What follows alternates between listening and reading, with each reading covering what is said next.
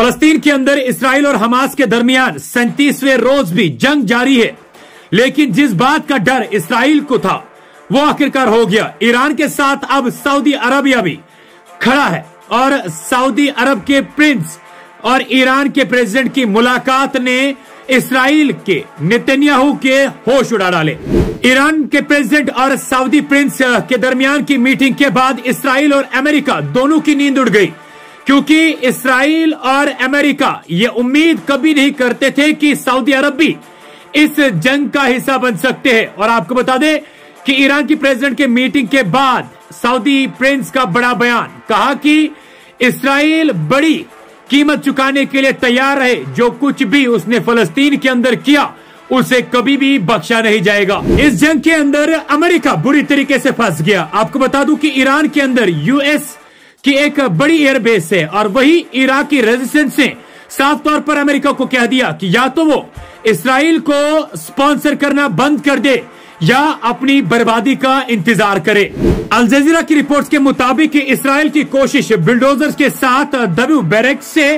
अंदर आना इसराइल के लिए ही भारी पड़ गया। बुलडोजर क्रू के साथ इसराइल के कई सारे फौजियों को हिजबुल्लाह ने एंटी टैंक मिसाइल से उड़ा डाला। नेतन्याहू और बाइडेन को तब आज बड़ा झटका लगा जब ईरान के प्रेसिडेंट और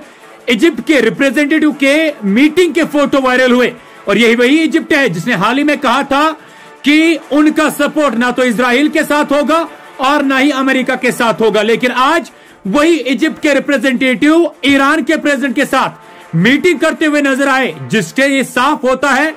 कि ईरान और इजिप्ट अब एक दूसरे के करीब आ रहे हैं और ये बड़ा खतरा वापस अमेरिका और इसराइल के लिए बन रहा है। वही अमेरिका जिसने हाल ही में इजिप्ट से मदद मांगी थी कि वो हमास को खत्म करने में उसकी मदद करे। नेतन्याहू इस चीज के लिए परेशान है क्योंकि हिजबुल्लाह के जो चीफ है सैयद नसरुल्लाह, उसने साफ तौर पर कहा कि पहली बार इस जंग के अंदर ऐसा होगा क्योंकि हम इस जंग के दिल में हैं और अब हम इस जंग के अंदर ड्रोन्स और बुरकान मिसाइल्स का इस्तेमाल करेंगे, जिन मिसाइल्स के सामने इसराइल का बनाया हुआ आयरन डोम भी फेल होगा।